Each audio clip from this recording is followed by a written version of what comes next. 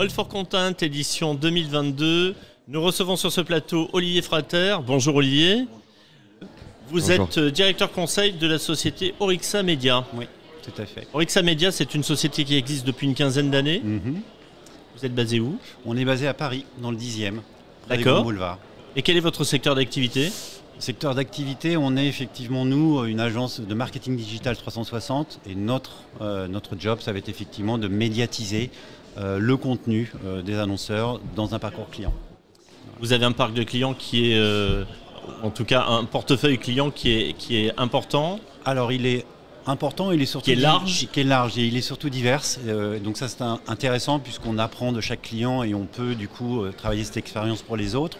On va dire, on va de la scale-up avec des boîtes comme les Mini-Mondes, donc on va dire des pure players sur des marchés très spécifiques, à des grands groupes comme 30 millions d'amis ou Sofinco ou même des gens comme April. Voilà.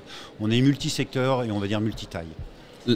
La première chose à laquelle on pense quand on entend marketing et diffusion, c'est peut-être les réseaux sociaux, mais il n'y a pas que ça. Comment aujourd'hui vous vous positionnez pour maîtriser au mieux tous les outils qui existent pour médiatiser justement les contenus Alors nous, dans notre job au quotidien, on va prendre une problématique de marque, on va regarder son parcours client et on va regarder tous les points de contact. Et par rapport à ça, le contenu, soit il existe déjà dans une agence, on va dire plutôt brand, ou chez le client lui-même. Et on va, en fonction de ça, monter un dispositif d'acquisition. Voilà. Et donc on va médiatiser la prise de parole de l'annonceur avec un certain nombre de leviers. Ça peut être effectivement de la programmatique, puisqu'on est omnicanal. Donc là, on va être très brand, on va être très dans l'émotion. Ça peut être du SEO, du SIA, du réseau social bien sûr, et aussi bien sûr maintenant l'offre d'influence. Voilà. L'objectif ici, c'est respecter les ambitions de la marque, mais surtout atteindre la bonne cible, puisque vous l'expliquez, on est obligé de, malgré tous les réseaux sociaux et tous les moyens de diffusion qui sont mis à disposition, de toucher au bon endroit finalement. Tout à fait, au bon endroit et de façon différente, c'est-à-dire qu'on ne va pas uniquement toucher avec un seul média, on va travailler un dispositif complémentaire, on peut très bien commencer par de programmatique, les gens vont venir sur un site et on va les récupérer derrière via du SIA, on va les retargeter, on ne va pas les étouffer, donc ça c'est aussi quelque chose de très important pour nous, que de ne pas surexposer une marque, parce qu'on sait que c'est un effet déceptif et même qui va faire reculer un consommateur. On va plutôt parler effectivement de médiatiser du contenu de façon intelligente, récurrente, multicanal, passer, on va dire, d'un point de contact à un point de confiance pour une marque. Et ça, c'est important puisque le premier contact, ça va être effectivement le contenu qu'on va diffuser au bon moment, à la bonne personne, avec le bon discours. Et ça s'appelle de l'UX client et on en parle beaucoup. Ça s'appelle de luxe client. De l'UX client, de l'expérience client. Voilà. Donc nous, avec le contenu qui existe et qu'on va nous livrer, on va d'ailleurs aussi faire un retour. On va dire ça marche bien, ça marche pas bien. Donc on va aussi être en force d'accompagnement et de recul, compte tenu de l'historique qu'on a en multicanal, de dire là il faudrait travailler un peu plus ça et ça un peu plus ça. Parce que in fine, on a tous le même objectif, on est tous sur une chaîne de valeur et nous, notre chaîne de valeur, c'est effectivement que ça fonctionne et qu'on passe le bon contenu sous le bon format, parce qu'il y a plein de formats, au bon niveau du tunnel. Voilà. Ça veut dire qu'il faut que vous soyez en permanence en capacité d'adapter, de vous remettre en question, de changer votre mode de fonctionnement. Alors l'adaptation, effectivement, elle est quotidienne, puisque en tant qu'entreprise digitale, on a tout de suite et en temps réel des retours sur ce qui se passe. Et donc ça, c'est intéressant, puisque ça nourrit effectivement le fil conducteur du lendemain, du surlendemain, etc. Donc, ça vous permet vraiment d'être réactif quasiment en temps réel, quoi. Exactement.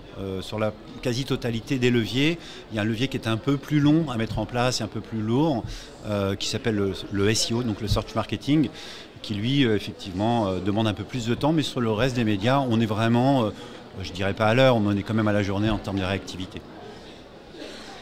Sur ce salon, vous avez une innovation particulière à présenter?